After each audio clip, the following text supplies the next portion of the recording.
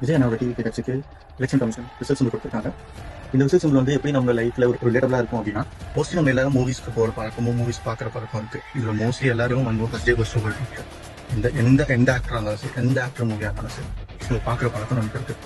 அதில் நம்ம காமனாக பண்ணக்கூடிய விஷயம் விசில் அடிக்கிறது, சவுண்டு கொடுக்கறது, கத்துறது, இந்த மாதிரி விஷயம். ஸோ இனிமேல் நம்ம எந்த மூவிக்கு போனாலுமே விசில் அடிப்போம். இந்த வரப்போகிற சில மாதத்தில் நம்ம விசில் அடிக்கிறது தான் நமக்கு காமனாக வரக்கூடிய விஷயமா இருக்க போகுது. ஓகேவா? இது ஒன்று. ரெண்டாவது என்னன்னா, சென்னை சூப்பர் கிங்ஸ் ஐபிஎல் வருதுங்க. Chennai super Kings Dhoni whistle போடுங்கன்னு விளம்பரம் கொடுப்பார். சென்னை சூப்பர் கிங்ஸுக்கு பெரிய விசில் போடுங்க அப்படின்னு சொல்லி கொடுப்பார். ஸோ இப்போ எலெக்ஷன், விசில், டிவிகே எல்லாமே ஒரே நேரத்தில் தான் வந்து நமக்கு வருது.